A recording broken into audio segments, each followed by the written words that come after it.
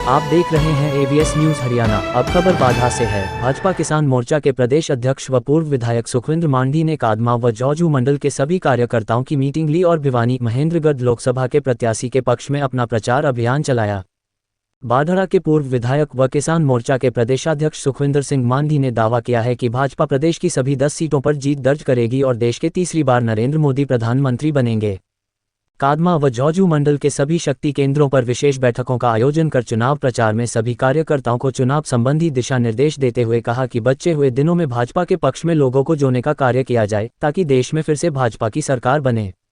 उन्होंने 23 मई को महेंद्रगढ़ में प्रधानमंत्री नरेंद्र मोदी की रैली का भी निमंत्रण दिया और दावा किया कि लाखों की संख्या में रैली में भाग लेंगे और प्रधानमंत्री को सुनकर भाजपा के पक्ष में मतदान करके तीसरी बार प्रधानमंत्री बनाने का काम करेंगे। 14 में नतीजा आया, 19 में आया और तीसरी बार पूरी बहुमत के साथ नरेंद्र मोदी की सरकार बनाने इस बार जनता जा रही है और बहुत अच्छा रिस्पांस लोगों के बीच में मिल रहा है। हम लगभग हमारा ये बारडा क्षेत्र का हमारा जो प्रवास था, हमारे जो कार्यक्रम थे वो पूर्ण हो चुके हैं। अभी मैनुअल जो मीटिंग है, मैन टू मैन जो मार्किंग है, उसके अनुसार हम अभी बैठकें कर रहे हैं और बहुत अच्छा एक रुझान आपको देखने को मिलेगा इस बार जब 4 तारीख को नतीजे आएंगे। देखिए, ये चुनाव का समय है, लोकसभा चुनाव है, इसके बाद 4 महीने के बाद आपका विधानसभा का चुनाव है और इन चुनावों के दौरान इस तरह की चीज़ें देखने को मिलती है। इसमें तो राजनीतिक दल का कोई भी नेता है, कोई कार्यकर्ता है, वो देखता है कि अगर एक दल के अंदर उसकी उस प्रकार से पृष्ठभूमि जो वो चाहता है उस प्रकार की नहीं बन रही तो वो दूसरे दल की ओर पलायन करता है। तो ये एक साधारण प्रक्रिया है और ये कोई पहली दफ़ा नहीं, चुनाव के दौरान इस प्रकार की चीज़ें देखने को मिलती हैं। परंतु आज भारतीय जनता पार्टी का पूरा परिवार एकजुट है और पूरी ताकत के साथ इस चुनाव में भागीदारी कर रहा है। 10 की 10 लोकसभा की जो हमारी सीटें हैं उनके ऊपर हम भारी बहुमत से विजयी होंगे। देखिए, ये 2 तरह की चीज़ें हैं। एक तो किसान संगठन है या किसानी से जुड़ा हुआ कोई व्यक्ति है, वो सवाल करे, वो बात ठीक लगती है। और दूसरा, अगर कोई राजनीतिक दल से जुड़ा हुआ व्यक्ति है और वो किसान की बात करता है या उसकी आड़ लेके अगर कोई बात करता है तो गांव के लोग पहचानते हैं उस बात को और गांव के लोग ही उसको रोकने का फिर काम कर देते हैं।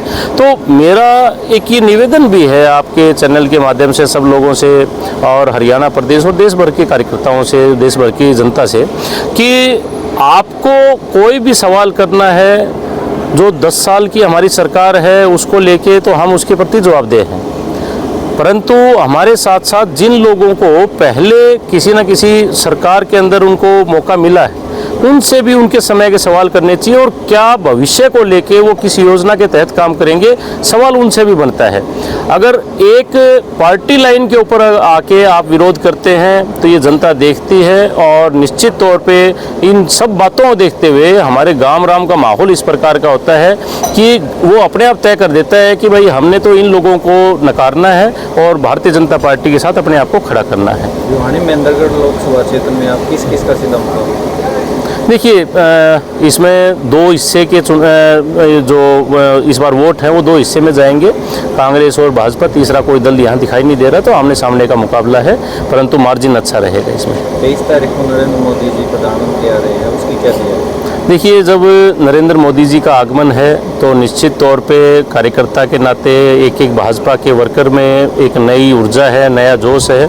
और कोई व्यक्ति अगर ऐसा भी है कि वो किसी कारणवश भाजपा के पक्ष में मतदान नहीं कर पाएगा, लेकिन नरेंद्र मोदी की जहां बात आती है तो उसकी भी इच्छा होती है कि मैं भी नरेंद्र मोदी की बात सुन के आऊँ, मैं नरेंद्र मोदी से मिल के आऊँ। तो बहुत शानदार ये रैली होने जा रही है, लाखों लोग इसमें शामिल होंगे। हमारे बारडा हल्के से भी 20,000 से ज़्यादा लोग इस रैली के अंदर, पाली में जो 23 तारीख को 11 बजे रैली है उसमें सम्मिलित होंगे। हरियाणा में सीएम बदला गया चुनाव से पहले, इसको किस नज़र से? देखिए, ये पार्टी का जो हमारा ऊपरी नेतृत्व है उसने देखना होता है और बहुत बेहतरीन काम मनोहर लाल जी ने अपने समय में किया। अभी ये चुनाव के दौरान नायब जी को कमान मिली है तो अभी आचार संहिता का समय है। जो ही 5 तारीख के बाद ये आचार संहिता हटेगी तो ये हटने के बाद बहुत तेज़ी से हम जो रुकी हुई चीज़ें हैं उनको पूरा करने का काम करेंगे।